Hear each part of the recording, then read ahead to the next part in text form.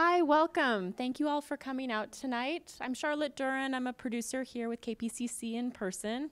For those of you who are new to KPCC, we are a multi-platform organization. We're on the air at 89.3. We're online at kpcc.org, and we do lots of in-person events like the one tonight. We also go across Southern California for these events. So if you want to find out more about what we're doing, check us out, kpcc.org/inperson. We also have a sign up outside for our newsletter. That's a great way to find out about our events, and also sometimes you'll be the first person to find out. So check that out. We also have note cards here that have access to become a PIN member. We're always looking for experts and people to become new sources for KPCC. So if you want to become a source, please fill out that card. Just a few housekeeping notes before we get started. We are live video streaming tonight, so we ask that you turn the flash off any camera, and please no video recording. We are live streaming on our event page and on Facebook Live tonight. But please do connect with us on social tonight. We'll be on Twitter and Facebook. Without further ado, I'd like to introduce tonight's host, Priska Neely.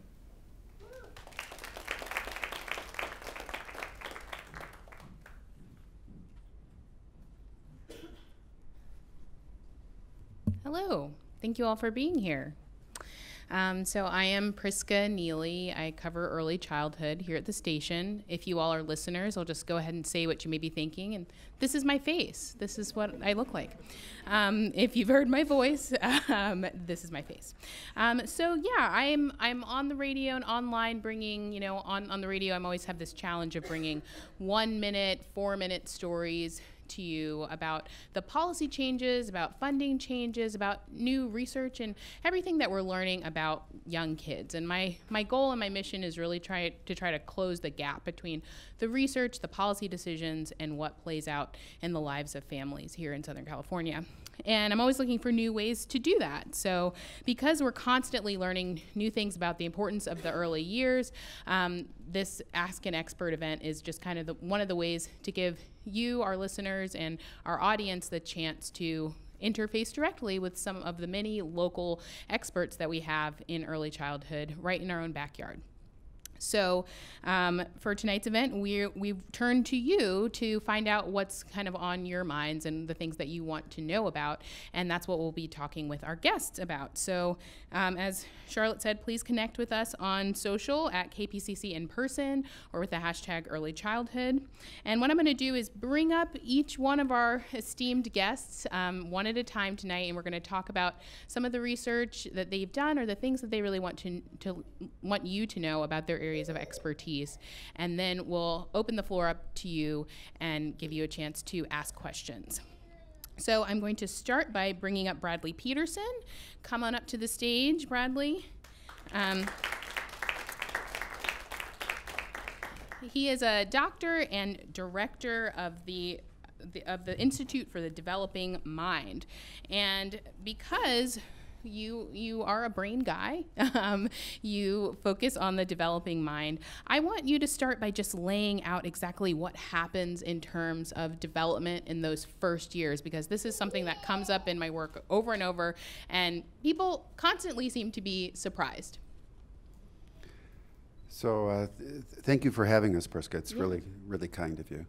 So obviously a lot of the brain development occurs before birth in fetal life, but at the time of birth, the brain is still very, very underdeveloped relative to older kids and adults.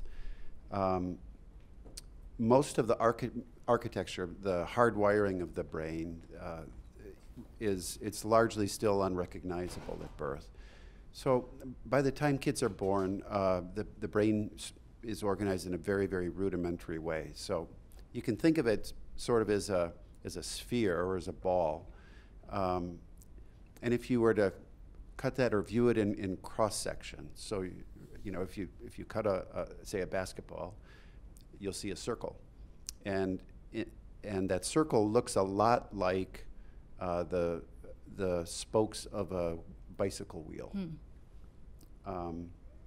And that's pretty much how it's organized. So you've got the center part of the bicycle wheel where things rotate, and then you've got the spokes radiating out to the outer tire. Those spokes are the neurons of the brain. So neurons are the brain cells that pass information and allow us to think and behave and emote. But at the time of birth, they're really underdeveloped relative to older years. So they're pretty much like the spokes of the wheel. Somewhere in the middle of the spoke, you've got the body of the nerve cell, and then you've got the spoke going out and then the spoke going down to the center of the wheel. So one of those ends sends information and the other side receives information. And it's very, very rudimentary compared to later in development and life. So very, very soon after birth, the cells, especially out near the periphery, out near the tire of the bicycle, they begin to sprout and develop appendages. Those are called dendrites. They receive the information and they begin to, it's called arborize. That means to become tree-like or bush-like. And all of those appendages begin to connect to other cells nearby. And the other side that sends information is called an axon, and those start to connect and send information to other sides of the wheel. And unbelievably quickly, in the first months and year of life, the spokes begin to fill in. You can see the spokes, but out near the periphery, it becomes very, very densely connected, one neuron with many, many neighboring neurons. And then the connections to other parts of the wheel begin to fill in.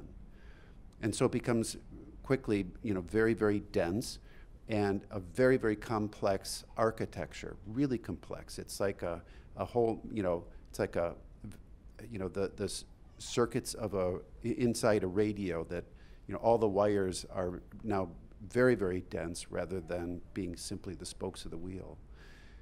That growing complexity and density is what allows new information to be passed from one part of the brain to another. It's what is the foundation of all the emerging capacities in early childhood. So by the time we get to age 3, those spokes, you really painted an image there. That is real. There's so many neural connections that are made just in those first 3 years. It's first 3 years, and I would even say really it's almost the first 2 years.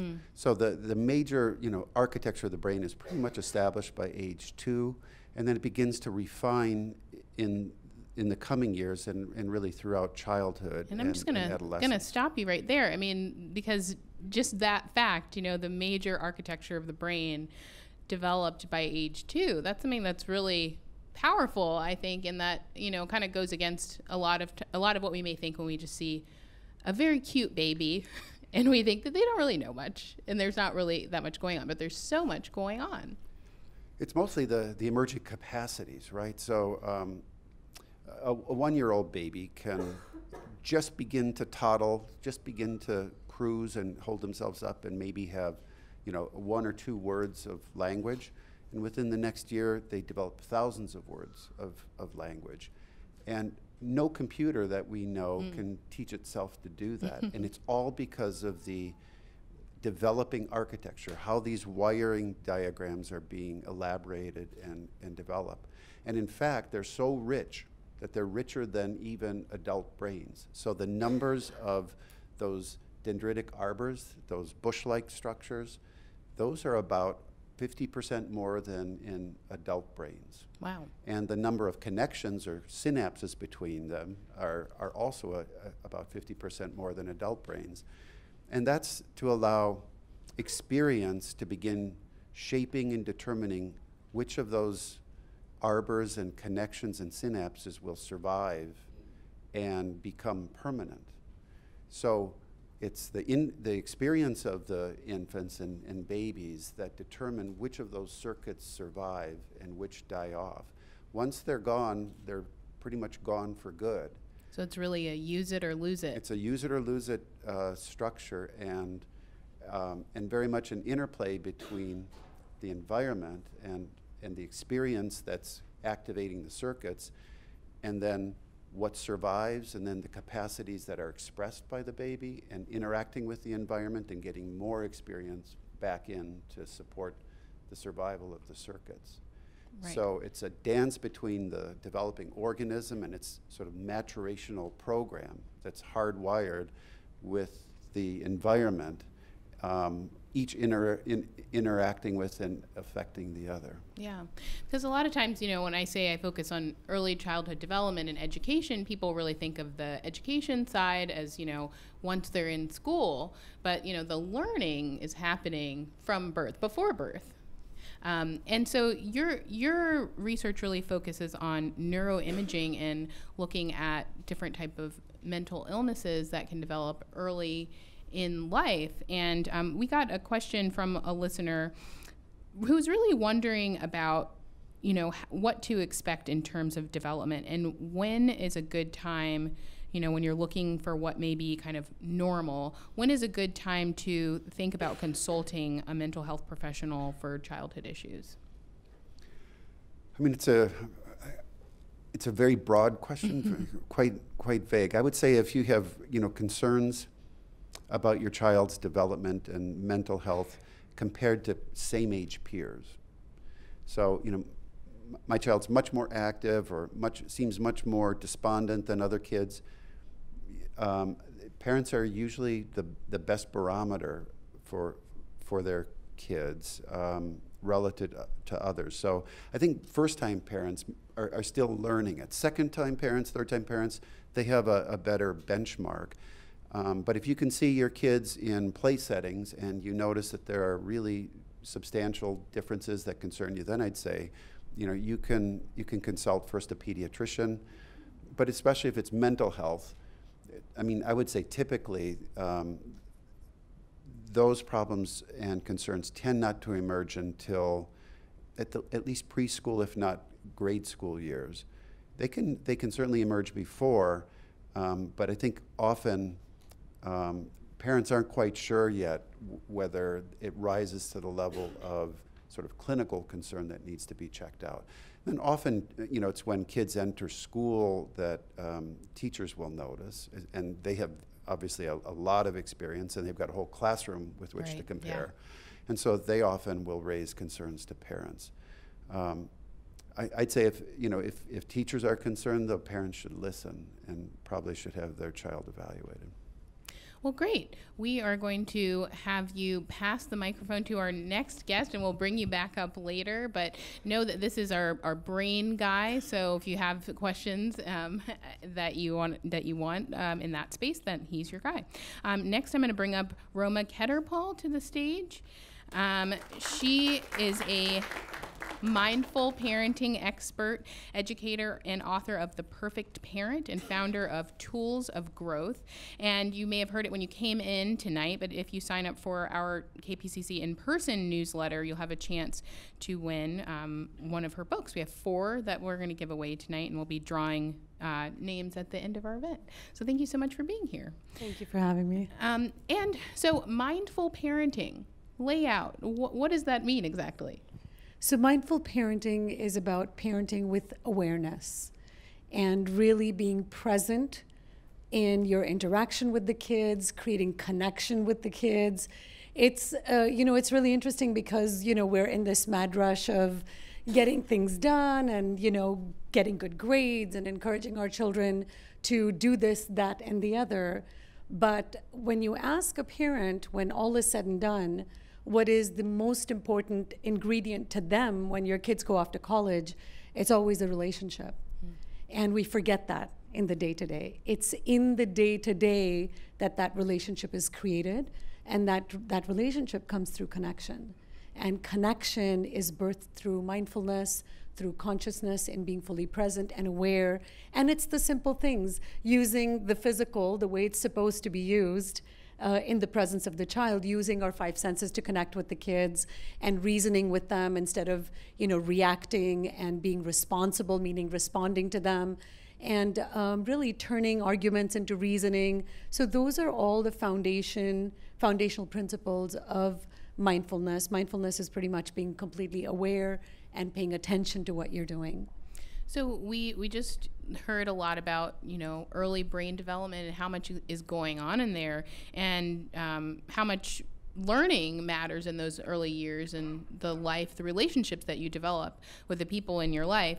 So you talk about in your book the perfect parent, and that's in quotes there, about a lot about communication. And you mentioned, just now, kind of turning arguments into, what did you say there? How do you reframe that? Yeah. So turning arguments into reasoning, having the child, engaging the child's intellect. There are three facets to communication. When we talk about communication, so that relationship with the child is built through communication, which, if you look at the base word, it's communing, coming together. And if we're to make a really good lasagna, obviously we would need the recipe, right? What the ingredients are. Similarly, if we are to communicate effectively with our children, it's really important for us to understand what the facets of communication are. And they are thoughts, feelings, and expressions. So we are guided, our expressions are guided by either our thoughts or our feelings, our emotions. And when it comes to children, we all know they're emotional beings. Being able to balance their emotions so that we can then engage their intellect and get them to that reasoning instead of the arguing and the tantrums. We're talking about younger children here, in this particular instance. So that emotional intelligence, which emotional intelligence is a big piece of mindfulness, that emotional intelligence, building that early on. And as Bradley said, their synapses are connecting, and they're starting to see that in their environment. And when parents and educators who take care of children are emotionally intelligent, when they are mindful, when they are aware, then we're really creating a conducive environment for our children to have impressions that then turn into positive expressions in their later years. So we got a lot of questions ahead of this about effective discipline. And one of them that caught my eye was, what is the most effective and nurturing method of discipline for a tiny tyrant toddler? Nice alliteration there. But when you're dealing and trying to reframe those interactions, say in the grocery store or something, do you have a specific example of communicating through something like that? Sure, absolutely. So what comes to mind here for a child that age, the first tool that you would use is to be sensible, sense-able, using your senses to connect with the kid. Making that eye contact, using touch, and using kind words. And then the second step to that would be emotional intelligence. I have a tool called Dealing with the Feeling, and 3 steps to that: spot it, say it, okay it. So spot the feeling out loud. I see that you're feeling frustrated, and okay it. It's okay to be frustrated. It's okay to be angry. It's okay to feel angry. And then watch, the mood of the child de-escalate. Now, of course, if you're talking about an infant, then in that case, using nonverbal communication, that sensory touch, that sensory connection, a kind voice, those are the important pieces that translate in nonverbal communication. But if your child is old enough to communicate, then definitely using steps of emotional intelligence and mindfulness and awareness, which is all, whether we talk about, I know it sounds a little confusing, but emotional intelligence and social emotional learning are all under the umbrella of mindfulness, under the umbrella of being aware, being present to their emotions, and really being conscious, bringing your authentic, true self to the situation with full-on patience and attention. And there are, in terms of development, there are different stages. We got a lot of questions about toddlers. We got a lot of questions about the 2-year-olds. But when you start to look at older children, 4 or 5, maybe moving into 6-year-old, how do those techniques change? I mean, it seems like some of them really, like the spot it, say it, okay it, could really apply to all of us, even at work. Any age, absolutely, yeah. Even during the day. Spot on, yeah. Yeah. And the first step to everything is self-management. Right? So that very first step is being able to manage yourself as an adult, as a parent. And in my workshops at school districts, when I teach recess staff before and after school staff and administrators and principals and para-educators, is how to self-manage in that moment of angst. Because if we can self-manage, if we can manage ourselves, whether it's through a pause or it's through a breath, or it's doing this, dealing with the feeling, validating your own emotions internally, then we're able to better connect with children of any age or in any relationship for that matter. Yeah. Last year, one of our experts shared some research about how, even infants, very, very young infants, can really sense stress in their parents and caregivers and respond to that in the way that they can, at that time. Absolutely. Heart Math Institute and JPL both have done, measuring the electromagnetic frequency of our emotions. And we now know that the electromagnetic frequency of our heart is 10,000 times stronger than any other organ in our body. So when we have a closed heart, when we're upset, when we're angry, then that energy is being emitted out so far and wide. Children can actually absorb it. We forget that nonverbal communication is truly our first language, and so much so for our kids as well. When our children are young and they're little, before words come along, we were communicating with them with, body language and tone of voice and really that touch, because everything can be communicated without words. We just forget it when words come into play. So yes, to be able to use those nonverbal communication skills with children when they're little is easy, and they can vibe. They can sense the vibe of whether you're angry or you're upset. Circling back to what you're saying, they can sense the vibe, that electromagnetic frequency that travels, and we can read that energetically. Great. Well, thank you so much for that. We'll bring you back up in a few more minutes. Thank you. Roma. Next, we are going to bring to the stage Adam Shikadance. Come on up, Adam. He is a professor and pediatrician at UCLA. And Adam, I've actually talked to you before for a story on the radio, which I wanted to dig into a little bit more about some research that you've done in an area that is really getting a lot more focus lately in the world of health and public health especially, which is adverse childhood experiences. If you've ever heard of this, you may have heard it referred to as ACEs. So quickly lay out kind of what ACEs are and what we know about their significance. Sure, yeah. So adverse childhood experiences in sort of general are extremely stressful or traumatic experiences that children have before the age of 18. They conventionally are defined using sort of 3 domains of experiences, so abuse, neglect, or household dysfunction. And within household dysfunction, the categories encompass things like divorce or separation from parents, exposure to mental illness, drug abuse in the home, incarceration of parents, parental death, things that are extreme stresses for children that are really beyond their capacity to cope, beyond anybody's capacity to cope. And we've been learning quite a bit more about the health impact of adversity and adverse childhood experiences over the last 20 years, now that we have that sort of framework for defining them. I want to mention that there have been lots of people who are interested in childhood adversity and understanding its health effects for a long time.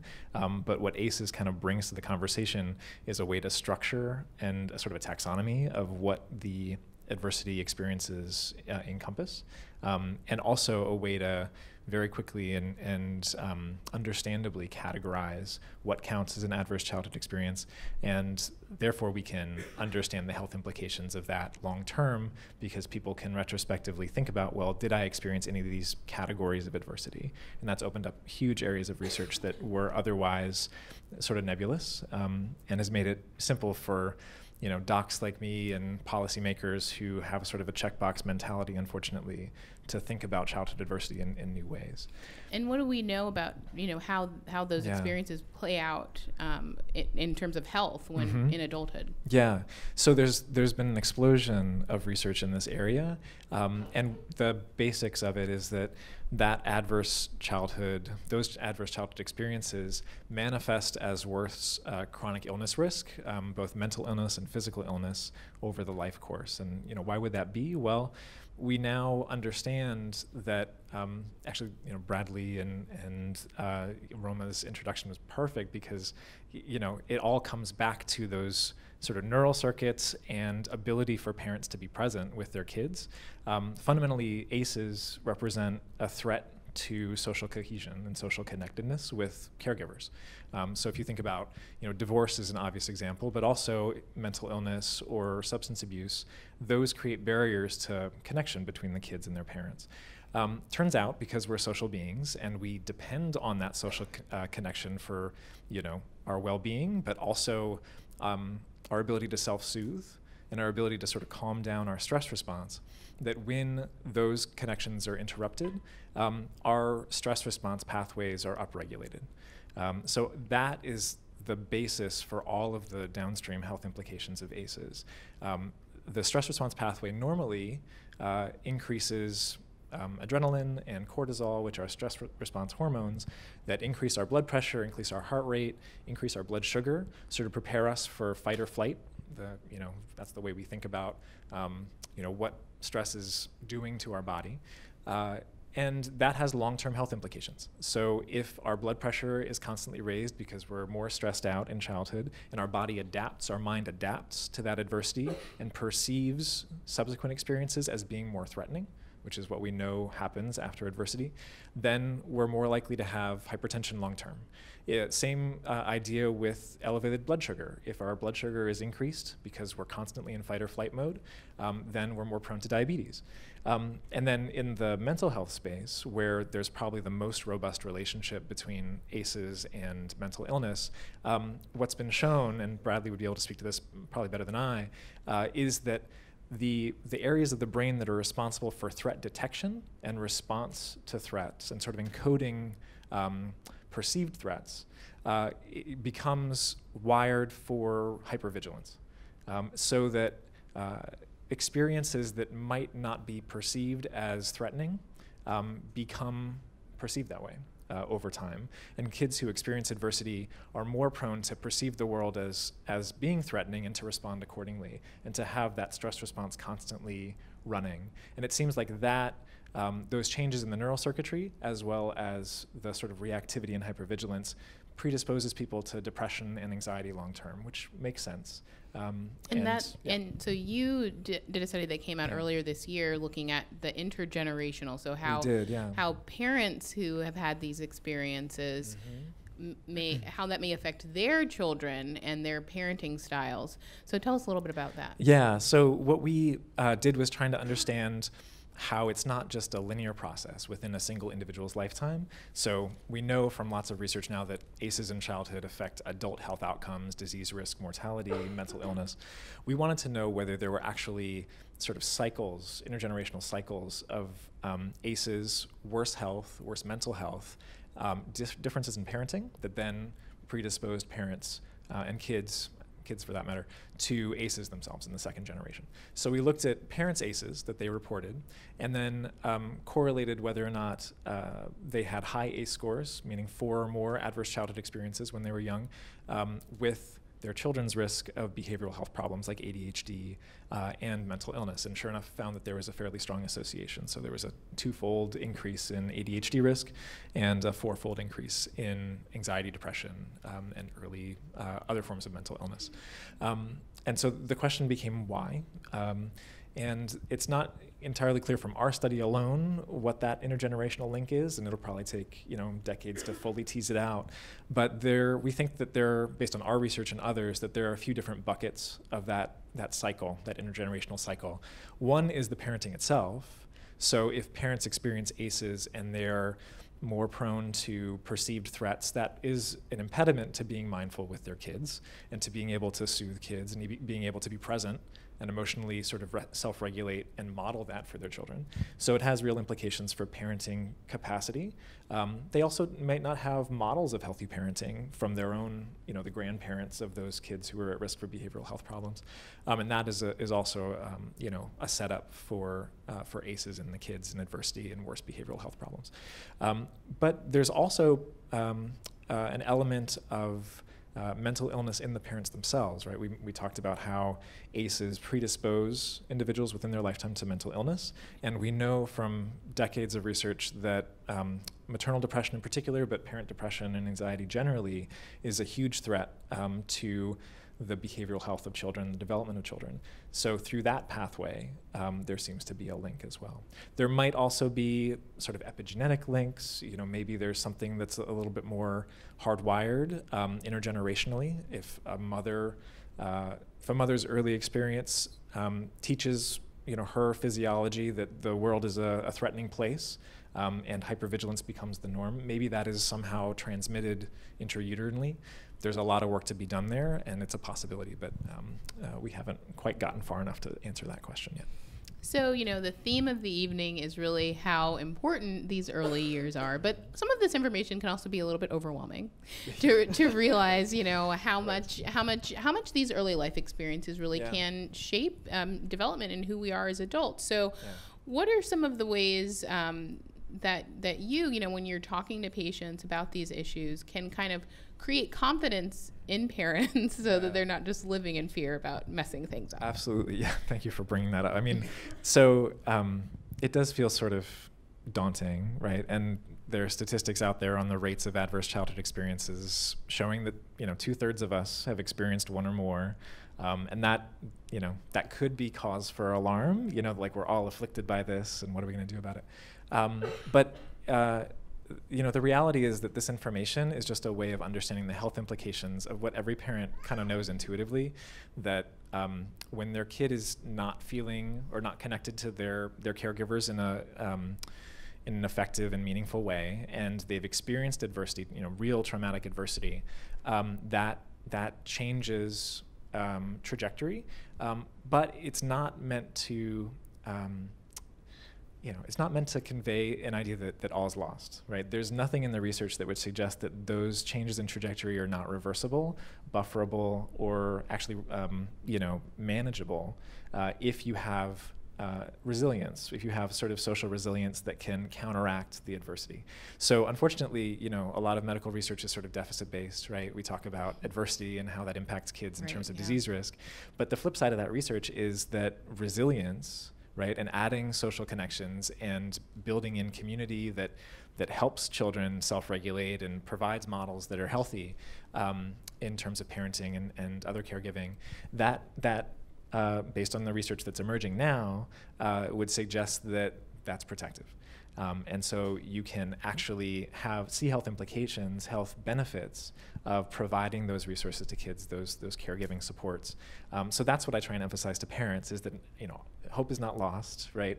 Yes, sometimes bad things happen to kids, but we can do so much to make sure that they can recover and cope with the adversity. So what that looks like can depend on the kid and depend on the family. Oftentimes it looks like providing the parents who have been deprived of healthy parenting relationships models, right? So it can be as simple as providing parenting classes or parenting supports, or folks who they can just connect with in their peer group who feel confident in their parenting, have effective parenting strategies, going to a class and just learning, well, how do I deal with this problem? That's calming for the parent, and that will have implications for the rest of their parenting once they sort of know what works. So we often talk about that. I think at the extremes, some parents who are suffering from mental illness and that's affecting their parenting, certainly they should be connected to mental health providers, and that can be transformative in terms of their parenting. And oftentimes family-based therapy integrates those adversity themes and can be really effective in breaking the cycle of intergenerational sort of mental illness, adversity, and poor parenting. Yeah. So I'll leave it at that. Well, I'm going to throw another health-related but very different question at you. We got a lot of questions about eating and picky eaters in particularly. I know that you have a 5-year-old. I have a 5-year-old.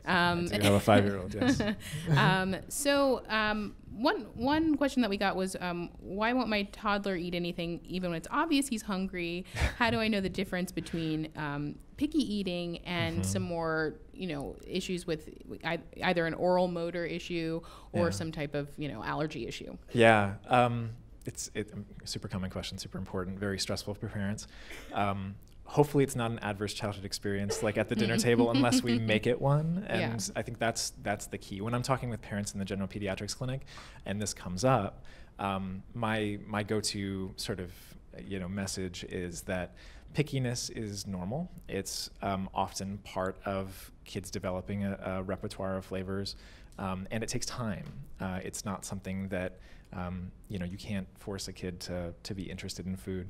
And there are two sort of questions or issues that came up in the question that I heard. So there's the issue of sort of hunger and satiety, and then there's the issue of new sort of novel tastes. And I think both of them have slightly different answers and approaches and strategies for dealing with them. But you know, the blanket message before diving into those two issues is pickiness is just a process. And as kids develop a repertoire of taste and are exposed to tastes, maybe even through breast milk early in development, they will build a sort of, you know, flavor repertoire and interest in foods. And parents shouldn't freak out if there are moments when kids are more interested in sort of shrinking their flavor repertoire before they expand it later again. But for the satiety issue, I tend to, unless there is a real growth problem, right? Unless, you know, the kid is falling off their growth curve, is not sort of tracking where they should be going, height and weight wise, I tend to defer to the kid and say, if they're satiated and they're not interested in eating, don't make it an issue. You know, you can encourage kids to eat and, you know, talk about how delicious the food is, but the moment you make it sort of do it, you know, from your perspective, and the kid says no, they're going to dig in their heels, and it's going to be harder to sort of introduce that food the next time around. So I think, you know, there's a bit of kind of mealtime jujitsu here, where if a kid has interest in one kind of food at that moment, see if you can, you know, integrate another flavor into that particular food, or like, you know, sneak another flavor in, or even just like present a food on the plate. And if the kid isn't interested in that in that particular time, try again. Don't give up on it the next time. Just sort of keep presenting. You know, I've heard something like 10 introductions of a food is what it really takes to get kid to try it. So that's sort of the flavor.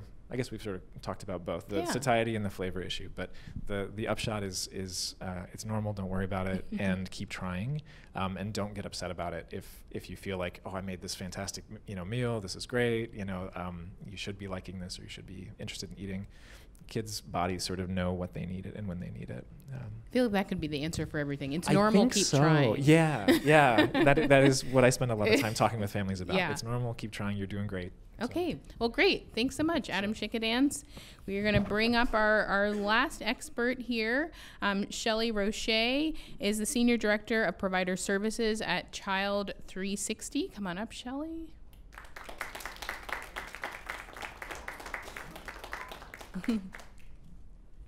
So you are our expert on the you know, so we've talked about, we've kind of taken a little journey here. So we've gone from the early brain development, talking about awareness of parenting, talking about the experiences that we have that can affect health, and at some point, you know, we start formal learning in school. So you're going to talk with us about that. So talk about just kind of in general the work that you do at Child 360. Well, thank you for having me. We are an organization that services childcare providers. We don't do direct services to children. We work to build the capacity of the adults that work with the children, so we focus there. I am the director of the department that houses the coaching teams that go out and work monthly with teachers in the classroom, as well as directors in programs to build their leadership, management, and their systems development. And then we have a family engagement team that also goes in and works with the providers to build their capacity to work with parents. And you've been an educator yourself. You've been in the classroom. So, right. So you know all about this. So yes. Choosing a childcare setting or a preschool, you know, can be a really big step. And you're often talking about balancing costs and convenience and quality concerns. So generally speaking, when a family is making that step and going to check out a place, what should parents look for? So that's a great question, and that's we really focus on, we're part of a big quality movement throughout the country as well as the state and locally here, and parents choosing a child care program is a huge step in the child's development. So with everything that they shared, now here you are, and now you have to make this decision. Right. And we have a few things that we encourage parents to think about.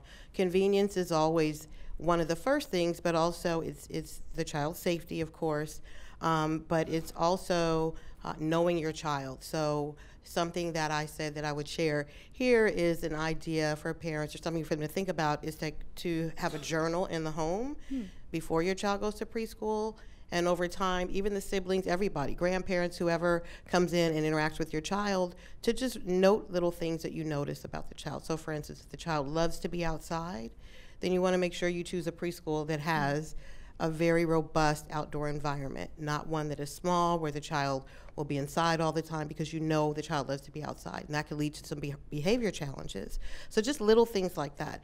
The whole thing about eating, so you want to make sure you talk to the provider about the meal service. Do you bring your own food for your child?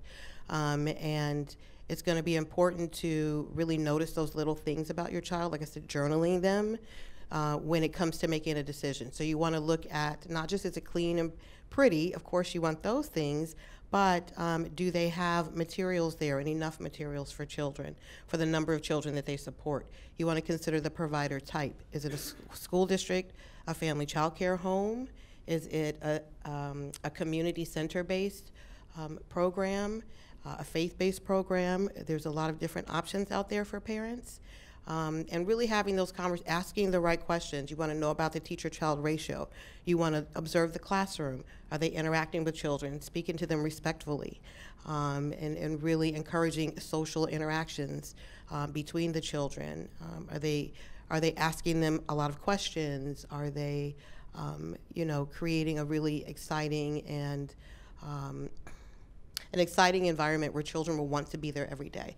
If you take your child and they cry, that's normal too. The separation anxiety can come about, but if that continues, you want to take a closer look. If they're crying when you drop them off and they're crying when you pick them up, you really want to take a look at, maybe that's not the best environment for your child. It doesn't mean that the teachers and the staff there are doing something wrong. It just may mean that it's not the best environment for your child. Yeah, and so we were talking about those effective connections and the relationships that children have. Those relationships, if it's not you as a parent, it's really going to be where they are for the majority of their day in a childcare setting or preschool. So, I know there's a lot of times there's an encouragement to go and just observe before placing your child there. What types of things in terms of the interactions with teachers and that quality there are we looking for? So one of the easiest things to look for is how the adults engage. So for instance, do they get down at the child's level when they speak to them? Or are they standing over them, looking down at them a lot? Are they what we call, is there appropriate supervision? So are they constantly looking around the room? Are there enough adults in the room to manage the children, to engage with them in small groups, and to constantly be looking to make sure that children are safe, that they have not what we call escaped. Sometimes children will just leave, a child care. We've had that reported in some of our programs. And so supervision, I say, is really, really important, because oftentimes playgrounds especially have odd shapes, so like an L shape. Well, you want to see an adult at every point on that playground to make sure that the children are constantly being supervised. You want to ask how they manage difficult behavior. That's important. You want to know, you don't want to have your child isolated and put in a timeout corner for 10 minutes, 20 minutes. Those kinds of things are not appropriate. There's circle times. Are they engaging? Are they allowing children to talk and have conversations amongst themselves, to engage with the adults? Are they smiling? Do they have good energy? You don't want your child all day with someone who doesn't, and who scowls and is not, happy to see them when they come. Those things are really important to small children. Those nonverbal cues. Right, and to a parent for leaving your child there all day. You don't want to be worried about your child, and when they see you, you want, when you come back, you want them to be excited, telling you about what happened today, and that, they're going to say, I played. Because that's what they look at everything as I played, I had fun. But then digging deeper to ask questions to find out, exactly what they did, and that'll give you a good sense. Yeah. So in terms of finding the childcare, I know that this is a complicated answer because I do a lot of stories about the shortage of options and especially affordable options. But, when parents do start thinking about this, what are some of the first places and,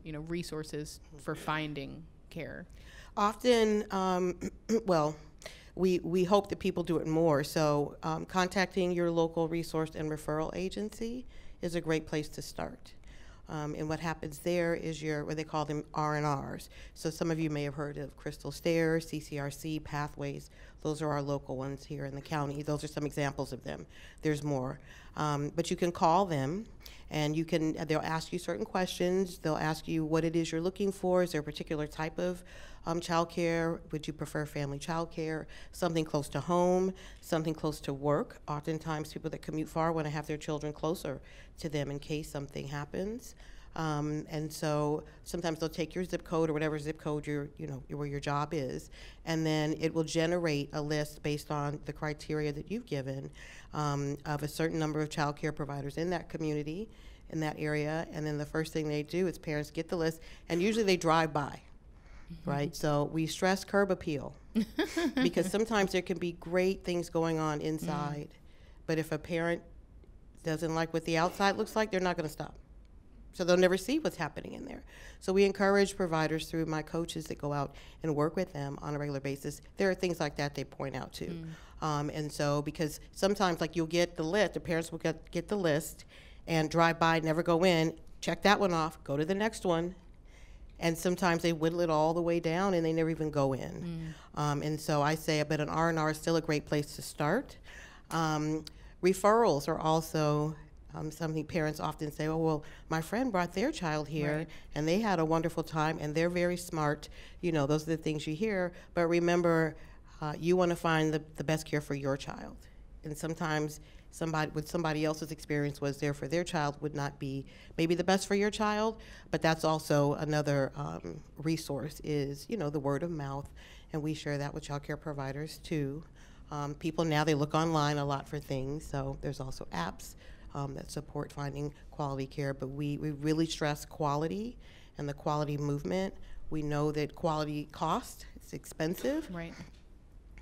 But still, that having a quality early learning experience, I say, is prevention versus intervention, right? So if we get to children early, get them to love learning, to build their social development, is going to have a huge impact on them moving into the K-12 system, and preparing parents and doing screenings in early childhood, because also that's where if you catch things early, so to these other experts, to what they shared, it just makes a huge difference. Once your child gets into kindergarten, if they have some sort of developmental delay, speech delay, things that can be kind of mitigated early by being in a quality child care program that does developmental screenings, will really go a long way for instead of the intervention that comes later.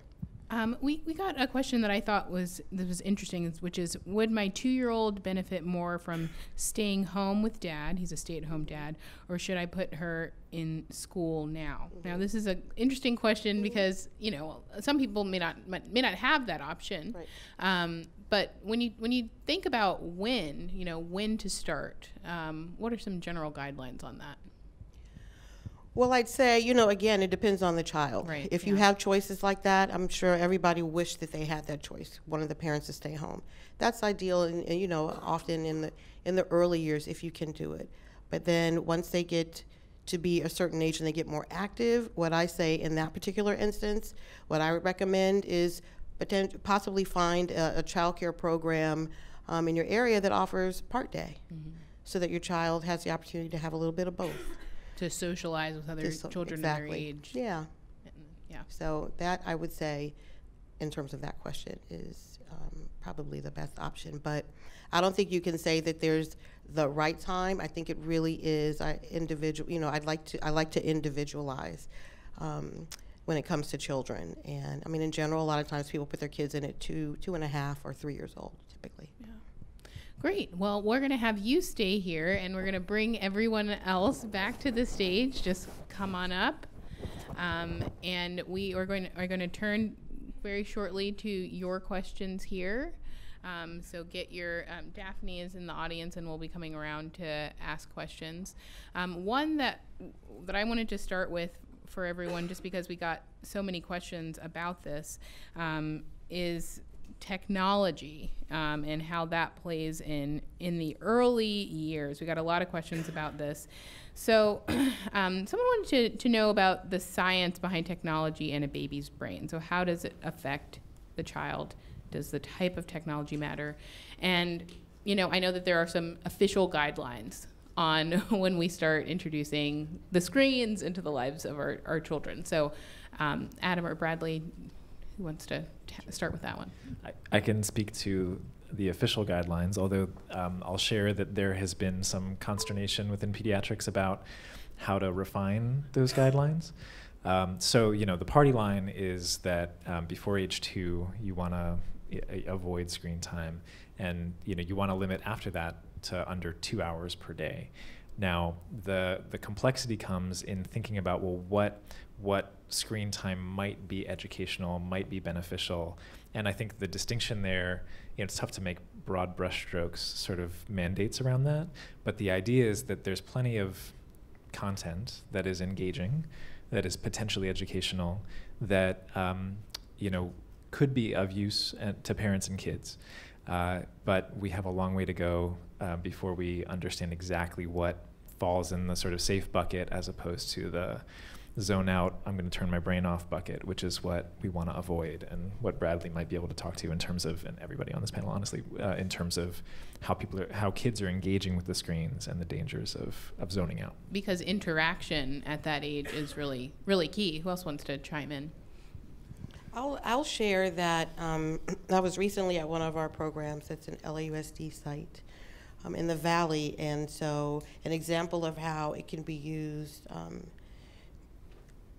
appropriately, because some people don't want to even see that in a classroom, is that the principal there got a grant to get these little robots, and they're very small, and I observed 2 3-year-olds sitting with the tablet and talking to each other and really being engaged about how to make this robot move with this tablet, which is screen time. But there were so many other great things going on because of that, mostly their social interaction and their problem solving and prediction with working with this robot. So I would say in those instances it's appropriate. And I think it also depends on each child, as you know, everyone has suggested. Being intuitive. Intuition is a huge part of parenting. Really being intuitive on how is my child responding to this overuse of technology. Is it overuse? Are they handling it okay? Are they constantly tugging and they want that gadget again? That's one piece of it. And the other, more importantly, and going back to mindfulness, is how much technology are you using in front of the child? What are you modeling? Exactly. What are you modeling? So what sort of impact is that going to have on the child? Because you can't say your 2 hours are up and here I am on my phone. That's not going to work. They're going to grab at your phone, and you're going to start a tug of war, as Adam had mentioned too. So being intuitive on not just what the child's nature is and their personality is, but also on what are you modeling for the child in their presence with the use of technology. So I would agree with actually everything that's been said in terms of what's known, and certainly the interactive capacities of a child with the environment, whether it's with a parent, whether it's with a sibling or playmate, or even the electronic screen and game itself is key. So simply putting kids in front of a TV and letting them zone, that's one kind of experience. With certain kinds of educational games where there's a lot of interaction, I mean, you're learning, some of them are really sophisticated in terms of learning about facial expressions and impulse control. I mean, it's pretty remarkable. So I don't think you can equate all kinds of electronics and screen time. And then I'll also say that the science of this is pretty poorly done. It's, there's huge number of studies, but they're all bad, basically. And they're simply correlational. So, the kids who have a lot of zone out time in front of a TV have certain kinds of households and parents or caregivers who are allowing their kids to spend that much time there. And there are all sorts of, whether it's genetic contributions or or home contributions. So they're all correlated. You can't say that the time in front of the TV itself was causal. That's it. Yeah. Right? So, I mean, there would be ways of designing studies to test, is it truly causal? Is it really the screen time? But we can't do them in humans. You can do it in animals, and with animals, it's hard to know that because they're not humans and they're not developing kids. So, the science is very, very, very poor, and you can't just simply say it's the screen time itself, in my opinion. Right. Okay. So what I'm just to sum this up, since there's a lot there, there's a lot that we don't know, but limiting, especially in the early months, really want to limit that. And then going forward in the early years, we really want to make sure that there's interaction and not zoning out. Great. Okay. Well, let's see if we want to throw some hands up and get some questions in from the audience. See, we're going to start over here. I see you. Hi, my name's Pilar. I have a 6-year-old here. Hello. And as she's gotten older and gotten into school, and I've been doing more reading on sleep and homework, these are two things that have been bothering me a lot since she's gotten into school. Because I've been reading that, homework, it seems like lots of research saying that homework doesn't actually lead to better academic achievement. She's been getting homework since she was in preschool, which we just boycotted, basically. But, they're limiting it in the new school that she's in now, but it still can be a half hour a night. I don't get home until 6:30. I'm a working mom. I don't get home till 6:30. She needs 12 hours of sleep. She should be going to bed at 7 o'clock, which is impossible. So she's not getting enough sleep. So there's two things that I just wanted to get your feedback on. One is around homework, and one is around the early start times of schools, which we keep hearing is archaic and from farming days that has been carried over, and there's no sense in having kids start so early now. But we'd love to hear your thoughts on that. Okay, so kind of intertwined homework. Who wants to take that on? Shelley, do you have thoughts on that? Early homework? Well, in early childhood, I would say what you said about her getting homework in preschool. I have my opinions about that from being a preschool teacher myself, and that even if we gave some sort of a home assignment, it was something that the parents and children could do together. It wasn't like a sit down, it's something you have to turn in. It was more about the experience, creating experiences, and giving parents ideas of things to do, and then the children would come back. Sometimes they'd have the little teddy bear backpack with the book in it you take home, and you spend the weekend with it and kind of write your story out together. Those sorts of things are appropriate for preschool. I agree that in K-12, which is not my area of expertise, but I certainly agree, and I have plenty of friends, the homework is just way over the top now. So, we encourage advocacy in our program. We have a parent ambassador program where we teach parents how to advocate for their children for things exactly like this. So then how do you approach the school? Do you go to the district meetings, the board meetings, you go to those PTA meetings and really start to advocate and say the things that you said and what the research shows, and that you want your child to be able to have enough rest at night. And so as a parent making those choices, and then I'd also say if it doesn't happen in the way that you want as a parent, then you find a place that does, not give as much homework that meets the needs of your child and your family. That's what I would recommend. I would say also speak with other parents and see if they're feeling the same thing.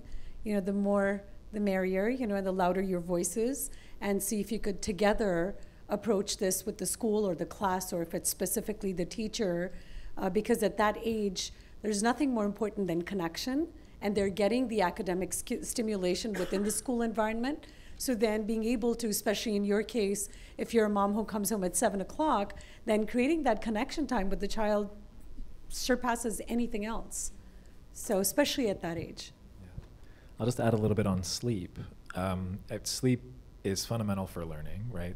We encode much of what we've experienced when we're sleeping. So it's it should be on the school's mind to help promote sleep in its students so they can perform better. And there was actually a study that came out of, I think it was Seattle, in the last couple of days in older kids, right? These were grade school kids of an older age, that after they changed, they sort of moved forward the start time in schools, there was less absenteeism, there was less, fewer tardies, and kids' performance improved.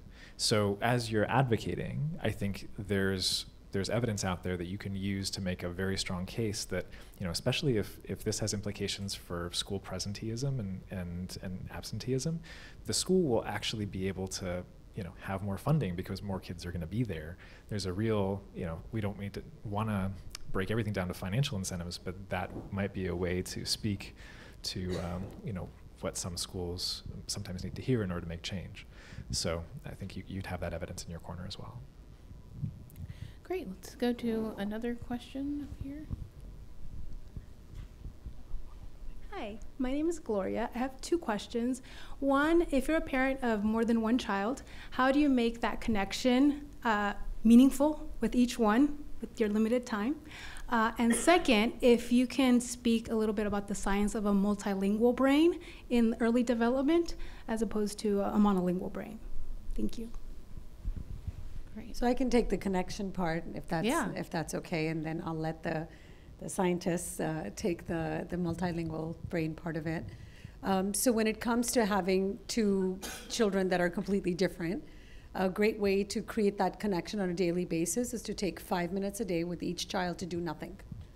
No thing. So just putting your gadgets away and spending that one-on-one time, just 5 minutes. Because there's nothing more important than you understanding what your child is about and vice versa. And that trust and that confidence is built in the early years.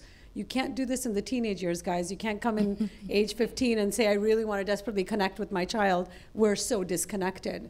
And when parents and children are disconnected at younger ages and children don't know what connection feels like, not only does it affect their peer interaction, their sibling interaction, peer interaction, but also their knowing of themselves. They're disconnected with themselves too.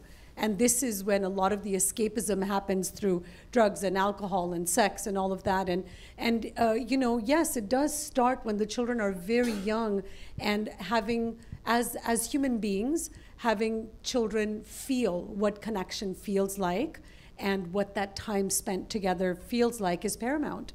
And at an early age, if you can take 5 minutes a day, just 5 minutes, we all have 5 minutes a day, you'll see that 5 might turn into 5, 10, 15, 20, and the next thing you know, you are that go-to person for your child when there's an issue. And you call that take 5, right? And I mean, how does it work? And so if you're doing nothing, like how do you frame that with the child? Yeah, I get that question all the time. Is like, how am I supposed to do nothing with a 3-year-old? Because they're going to be fidgeting or they're going to be moving around. It's just about sitting with the child without an agenda. So of course, naturally, some conversation might come up. Don't think about your phone or your laundry list or a laundry list of things as well as your laundry. Don't think of those things. Just be fully present. The problem is that we don't know how to be fully present with our kids. That is the issue. And then we're throwing gadgets on our children. So we don't know how to be fully present, so then they're never going to know how to do that. Everybody's going to be busy in the doing than really knowing what the being is like and nurturing that relationship. And that's why the angst builds up, because we don't take that time for connection. And that's why we feel like we have the authority with children. If we were to truly understand what connection means and what it feels like, we would never take an authoritarian approach with our children. Our children are our biggest teachers. This is a myth where we think that we are here to, raise our children. I start every parenting talk with, my kids have done a stellar job in raising me. Because truly it is through our children that we're able to extract our inner perfection, our goodness, our potential. And that all starts with taking that 5 minutes a day to connect with them individually. And it's interesting that you talked about, the teen years, because you know, I think so many people, even when they do have a baby, they're kind of thinking about them as a teen, like they're worried about them in the future versus thinking about what's going on now, and how that's what's happening in the beginning is the foundation for all of those things. Yeah, and that relationship is developed in the moment to moment. This does not happen at age 15, 16. In those moment to moment challenges, how do I show up? How am I fully present? Even if it's small moments, even if you're working, it can be done. And that's where mindfulness techniques and breathing exercises and really understanding who we are as human beings and what our inner landscape looks like. We have tons of tools to teach our children what their outside world looks like, but who's going to teach them what their inner world looks like? Who's going to do that work? And that is the parents through example. That's great. I wanted to move on to the multilingual question because we actually got a lot of submissions about that. So I'm just going to read what someone else submitted, asking, is it true that children living in multilingual homes start speaking later? And they're asking when to kind of start worrying about language delays.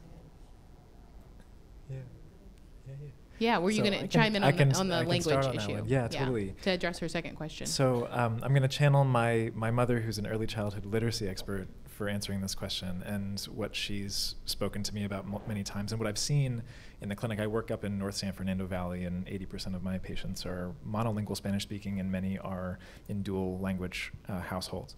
My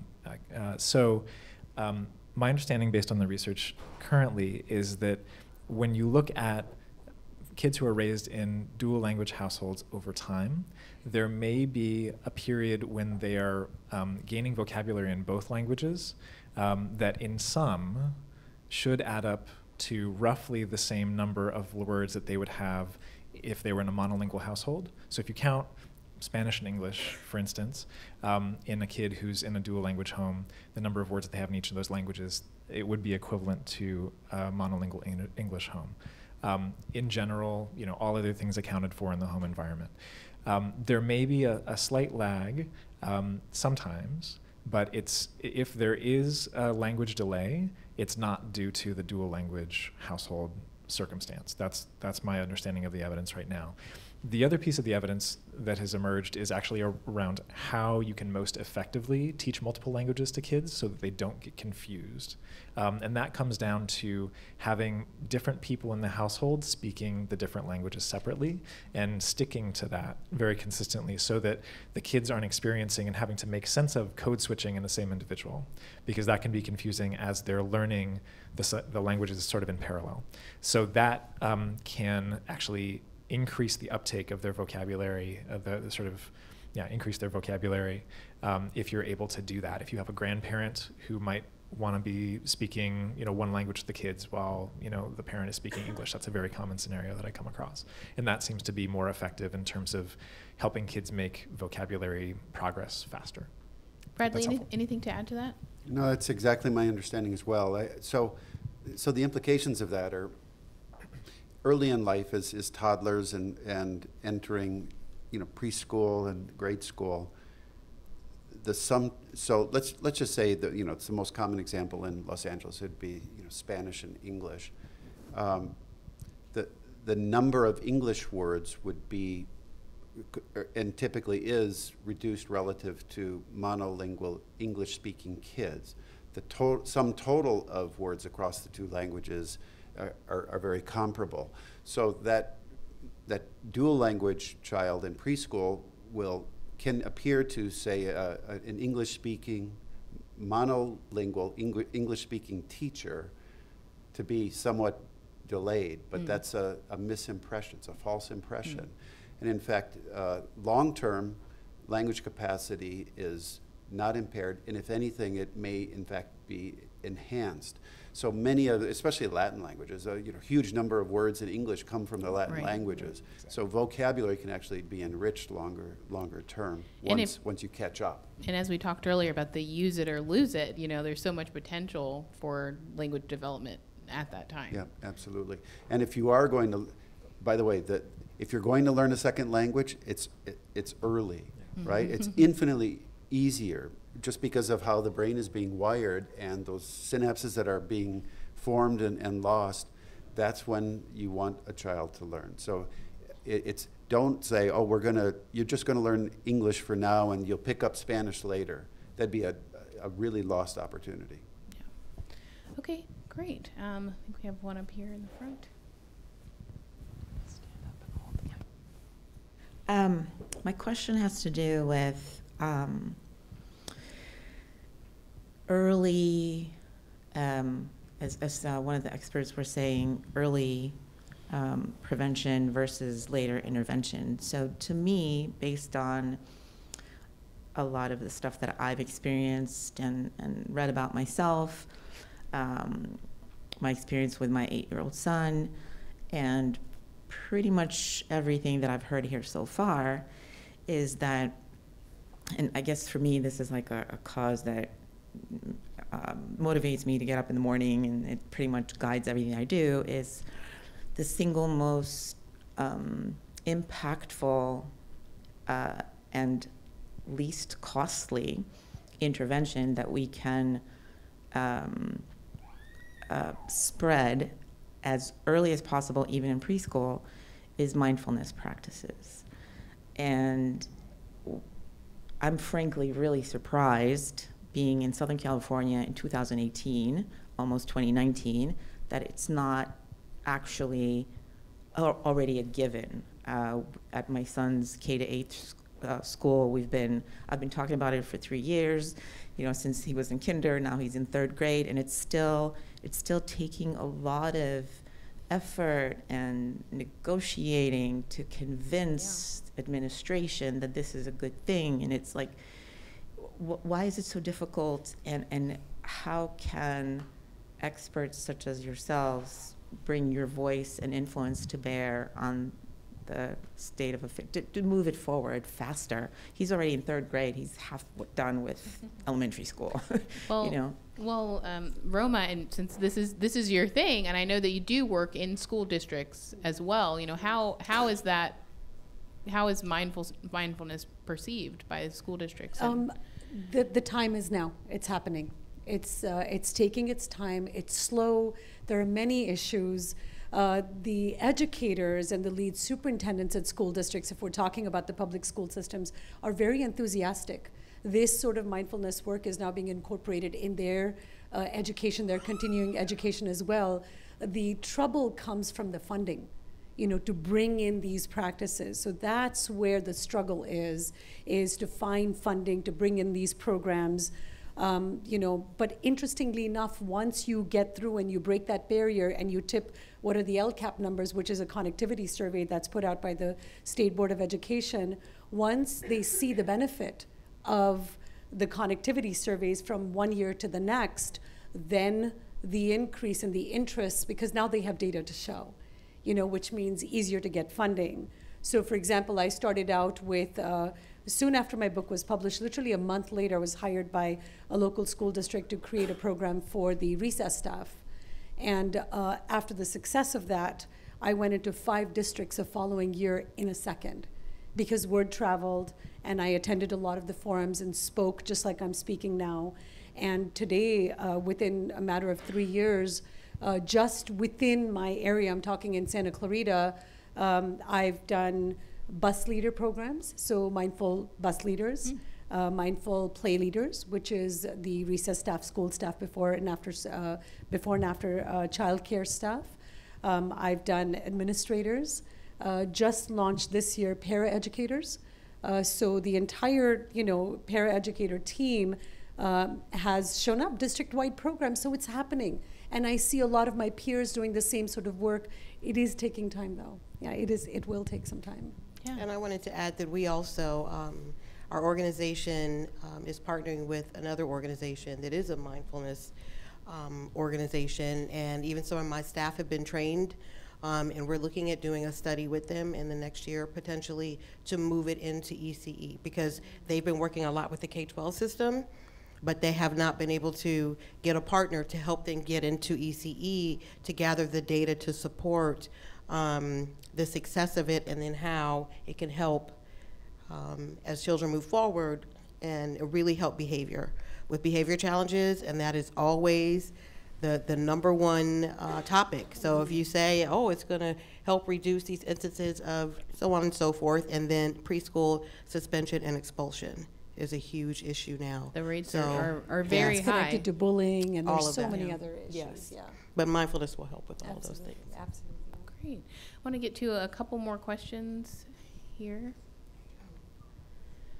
I'm a stay-at-home mom to a 2-year-old, 2 years and 3 months, almost 4 months. And recently she started with a stutter, and it's not so much like a stutter that you would think of, but more like like the first syllable is kind of prolonged, and then the word comes out, and she gets it gets higher in sound as she reaches the end of it and then completes the word, and then she's fine with it. And it's frustrating for me or it's sad for me to watch her do that and get through that. And it's happened twice since she's turned 2, and I've tried to think of what's happened when it comes up, and it seems to me when I've left her alone, because I'm with her all the time. So I don't know if it is that or it's not, but that's something that came to mind as when it kind of started. So I just wanted to know if there's any techniques or what should I be doing when that happens to her. Thank you. So what I hear you describing with a sort of change in inflection episodically is what I might call, and what's very commonly called, a vocal tic. It's supremely common. And many kids will have either sort of things, I don't know, added syllables to sentences, things sort of, vocal habits that they pick up from time to time, especially in early ages, sort of under age 5. The great news is that it passes in 99.9% of kids. And passes without any intervention. And in fact, drawing attention to it is often exacerbating. And because I think you're right to pick up on that it is often linked to stress and is often linked to kids sort of pausing their vocal process and adding something new to it that, wouldn't be necessary because of that sort of interruption, or the sort of stress, bubbling in the background.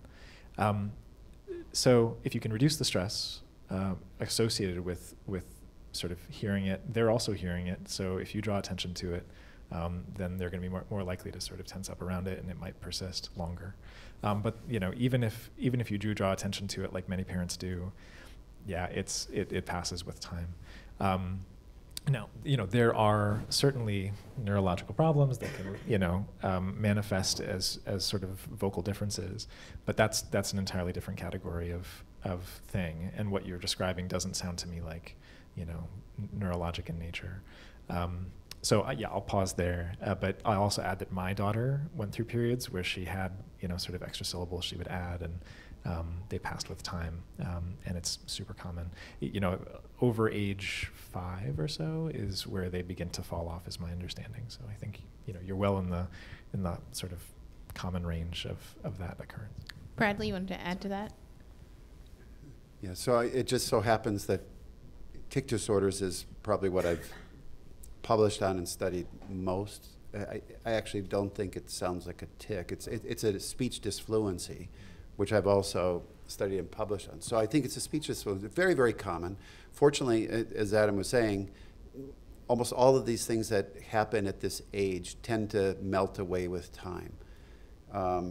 Maybe, in 1 to 5% they may persist, and even then, eventually they'll melt away. We as human beings, and especially as parents, we always look for attribution of cause. Why did this happen? Almost invariably, these are just simply, biological, constitutional, meaning inborn things. It could be just how the body and brain are maturing. It could be a slightly genetic vulnerability, but almost certainly, I can guarantee, you having left the child alone did not cause it. Yeah. It just didn't. So we want to find meaning and reasons for things, but that has nothing to do with it, I can quite assure you. Often these things do, whether it's a tic or speech disfluency, or a speech disfluency, a fancy way of saying a stutter, right? So they do, anxiety and like social anxiety will typically boost it a little bit. So you may see it a little more then, but it's fine. It doesn't mean that your child is anxious or has a problem. It's probably going to go away. And if it persists and becomes much more frequent and impairing, then you can see a speech therapist or speech pathologist, but it'll go away. Not Great. to worry. Great, that's great because we did get several questions about speech and kind of how to deal with that. Okay, let's see if we've been going into that side of the room. Have any questions on this side of the room?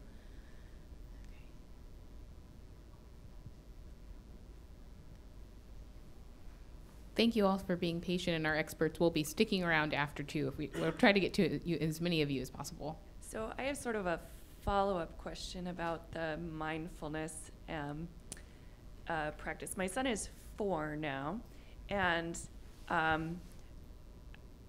guess my understanding of small children is that they don't have good executive function, right? That's why we talk about they're all emotion. So what kind of, I would describe my own son as being very emotional. He's a large outburst emotional child. So, especially compared to his peers. But, so my question is, what's a realistic expectation of a preschooler in response to mindfulness practice? Also, having been through 4 years now, you learn that things are marathons, right? These don't happen quickly. So what's the realistic expectation when you're introducing these practices for a 2, 3, 4-year-old in how they respond and react? Okay. So just do them yourself, and the child will pick up from the environment. When I say do them, what does that really mean when a child is upset? Is just take the deep breaths and hold their hand if you can, if they'll allow you to hold their hand. Use touch, use that eye contact, as Shelley has talked about, using your senses to connect with children at a very young age builds that sense of understanding of themselves. And also know that emotion, energy in motion, it's a frequency and it's going to pass. So just waiting it out for young children and not always wanting to jump to resolve is another very strong act of mindfulness, is giving that space for them to play out the drama that has started within them. And that is, the frequencies have to exit for them to calm down if you can't do anything about it. But generally, as a rule of thumb, for children this young, just being aware yourself and being present yourself, taking those deep breaths when you're upset, they'll watch and they'll learn from you. So that's the best advice that I could give parents with children of any age. And this understanding should start when we're pregnant with our children, so that we know and we are prepared on what to do in the moment of angst when it starts with kids. And I want to add, from having been a 4-year-old teacher in communities where there's a lot of stress, self-regulation, which we've all touched on, is a very critical and important part of a child developing, especially in those 0 to 5 years too.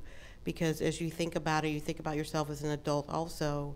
How do you regulate your feelings? Like you said, is it, sometimes children need to be left alone. We want to hover, we want to fix it, they're having a tantrum, we want to sometimes just give them some space and say, I see that you are upset, and I'm going to give you an opportunity to, calm yourself down. And as a 4-year-old teacher, example, I had a child, I would safely have her somewhere where she could tantrum and let her know that when she was done, she could come and join us. She had just started, and so it was part of, something she had to learn. And when she saw what we were doing and everybody else was having fun and safe and moving forward, she learned to calm herself. It didn't take me having to do it and fix it. Sometimes it's just giving those words, giving them the space. Now, if they didn't have mindfulness, it wasn't, a term or something that people were doing when I was in the classroom. But simply that self-regulation, again, is what I really stress.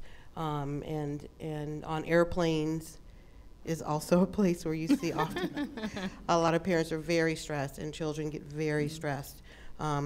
And there are certain things, different things you can do. I even held somebody's child once for them. Or just telling somebody to turn their child inward because she kept kicking the seat in front of her and the person was getting very upset. The child was very upset. Turn the child around so she can face you and see you. And her feet are kicking your seat. But also it helped calm the child because then she could see her mom and her mother talk to her and so forth. So there's you know, you have to know your child too, but there are different strategies that you can use and try, especially when they get into stress. And, you know, tone of voice in case of young children. When babies cry, match your breath to theirs, and you can actually, I used to do this with my kids, you can actually calm their breath down. So if a baby's crying and obviously they're breathing heavily, start with the heavy breath and then intentfully slower your breath down, and you will notice. I've calmed many a children in my 14 cousins that my kids have in our family, just simply by doing that. And once we start to understand, and mindfulness is not something really that, you know, oh, I have to learn mindfulness. It's tapping into yourself. It's really understanding yourself and your inner landscape. And for that, you need that quiet, whether you use meditation or just quiet time or music, which, you know, sound is very powerful. There's so many ways to do this. If you do it, then the children are going to pick up on it. Okay, let's, I think it's maybe our last question in the back here. Hi, good evening. So I'm 3 months short of being a parent, and I have tons of questions, thank you. But one of my major concerns or questions really is in respect to language and development, and more so the idea of baby talk versus speaking to your child. So I'm of the idea that you should just speak to your child, and that will help them grow their vocabulary and develop, I guess, a lot stronger mentally, but you can't help grandparents or aunts and uncles from baby talk. So I guess, how critical is it?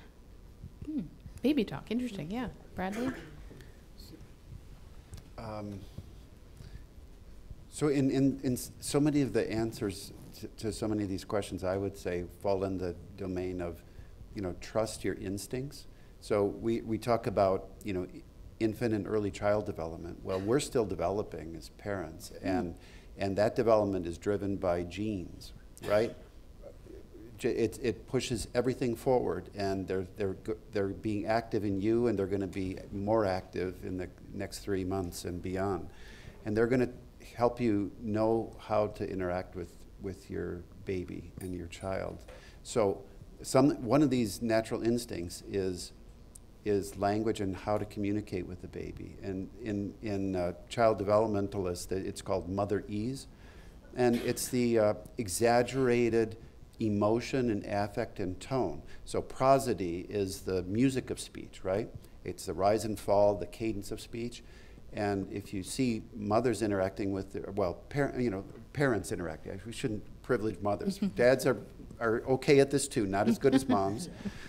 But you exaggerate the affect, the music of the speech. It's the, you know, and usually it's in a higher voice.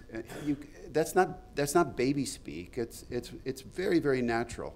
So moms are really good at it. Dads a little less so. But that's very, very important for infants to learn how to communicate and connect emotionally, and through language. You know, it's the music of language. And you learn how to regulate and learn how to emote with another person. So it is absolutely essential for hardwiring the brain to be able to process emotion and language later. So it is hardwired. You're going to find yourself doing it whether you want to or not. And eventually, as the kids get older, you know, it dies down, but it never quite goes away. And you'll see it especially if you're reading with kids, right? That's how you read. So it'll come naturally, and you can just relax, and you'll be a great mom doing that. But also the talk, read, sing Right, commercials that I'm sure you've all seen, and that's exactly what they're speaking to. It's just speaking to your child, as you're doing different things, just talking. People thinking, oh, you don't talk to infants, they don't talk, they don't know what you're saying. But that movement No. shows, right? Yeah. It's exactly the opposite. So, and it's funny what you said about family, right? How do you help them understand that too? And I say modeling. Yeah. It's the same thing, just modeling, showing them how you speak to the baby, why you're speaking to the baby that way, and they'll pick it up. Yeah. I'll just 100% to what was already said. I'll just also add that in the same way that more prosody in our voice now as we're adults and speaking with people that we're having conversations with is more attention grabbing and more interesting to us, it's also more attended to by babies in their ability to attend and sort of orient to the speech around them.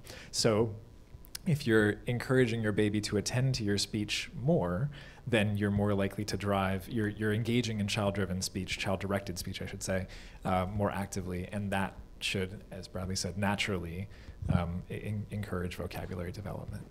So that's the other benefit that I'm aware of that kind of speech. And if I may add to that, just be who you are. Yeah.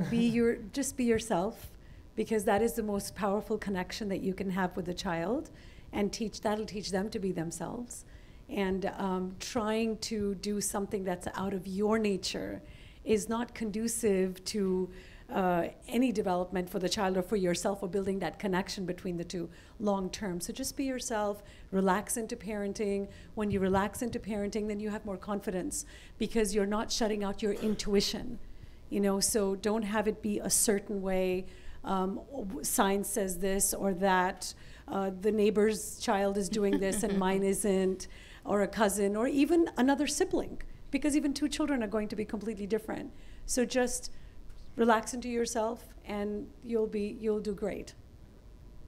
I'm so curious about kind of for each of you, how is it, when you are so focused on the brain, when you know so much about development, Bradley, how is it raising your own children? We can compartmentalize incredibly well. With my own kids, it's sheer terror, abject terror. It's much easier speaking with, patients, parents, than being a parent sometimes. Yeah. Well, we've talked about a lot tonight, and thank you to everyone who asked questions. Our experts will be sticking around for a little bit after. But I sometimes I feel like the information that I present in my stories can be a little bit overwhelming. I feel like some of the stuff that we've gone over and really, reinforcing the importance of the early years can be a little bit overwhelming. I wonder if each of you could just kind of, what do you want to leave the people in this room and the people watching online? What do you want to leave with them tonight in terms of, just kind of one thing to hold on to if this seems overwhelming? Shelley? Wow, so many things to say. I'm trying to think of what I want to say. I say just in terms of, I'm thinking about just children, and sometimes parents get so stressed and they have all these expectations, and they get to be so hard on themselves sometimes about their parenting. And just remember, children, they love their parents. Small children especially, they just want to be with you. They want you to engage with them. They want you to read to them, and to just really focus on those things, and not to get caught up in social media and what all these other people are saying. That is your child. Learn your child. Focus on your child. Engage with your child. And that's the prevention I'm talking about too, versus intervention. Children who have strong family connections and are, like we know, some children don't grow up with a lot of things or money and so forth. Every child just wants to be loved and to feel attached to their parents and their family. So I'd encourage you to really just focus on those things. Holiday season's about to get crazy, right? Just focus on your child and be as nurturing as you can, and things will go well. Okay, I'm sure there'll be some overlap. Bradley, anything from the brain perspective that you want people to remember? I mean, maybe from the brain, but I would say more from psychology. So So I'm a child psychiatrist. I'm trained clinically that way. And one of the great child psychiatrists in history was a man named Winnicott. And his thesis was, you know, just be a good enough parent or good enough mother. And he was emphasizing the role of essentially genetically driven maturation and growth of the child and the organism within the environment in which that child finds itself. And so much, we are really driven by that maturational program of genes, and all we have to do is be good enough environments for our kids, and we don't have to be overly anxious and overly prescriptive.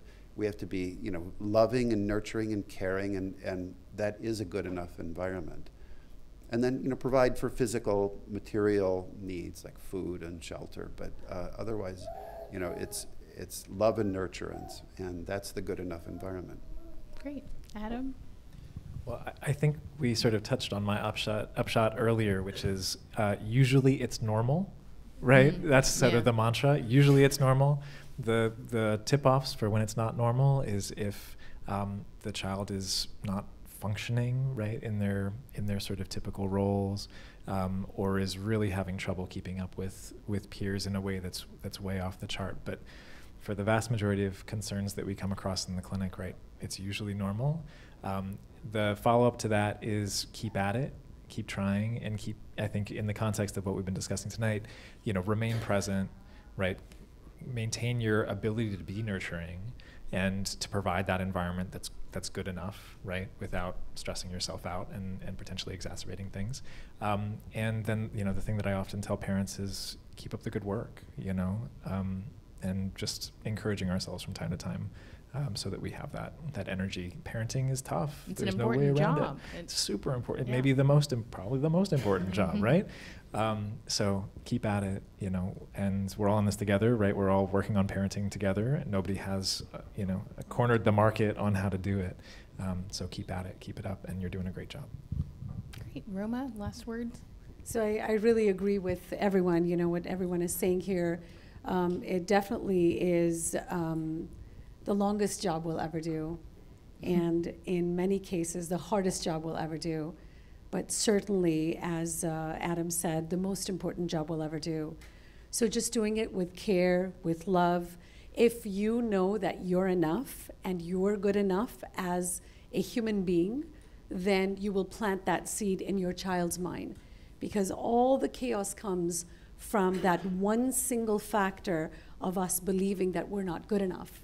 And unfortunately, that seed is planted by the parental environment first, and then the outside environment. So enjoy the ride. There's so much joy in parenting. Every moment is a red carpet invitation to grow and to learn about yourself. So be open to that change and that learning yourself. Do not resist what shows up. Accept it. Take a step back. Reflect upon it and take that opportunity to grow, and you'll find that there truly is not just happiness. Happiness is fleeting, that there's true joy in this connection and in this ride of parenting with children. Great. Well, before we completely wrap up tonight, as I mentioned at the top, we do have a drawing going on for Roma's books, The Perfect Parent. So you all have tickets here, so we have 4 books to give away. So let's see. First number 573277. That person here, 573277. Oh, I thought you were gonna throw your hands up. Thank you. Great. Do you want to officially? Maybe Daphne, could you help me with this part? Okay, next we have 573266. Throw your hand up if you got that number. 573266. Okay, I'm going to try again. Okay. 573250. Yay. Okay, congrats.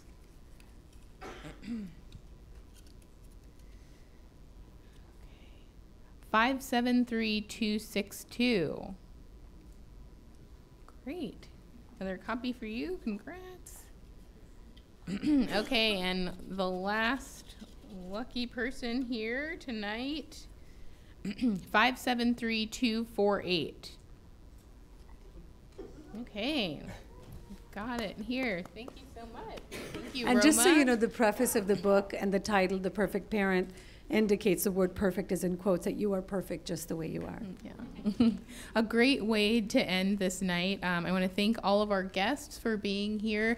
Shelley Roche, Roma Ketterpaul, Adam Schickadance, and Bradley Peterson. Thank you so much. And let's give them a round of applause for sharing all of their wisdom.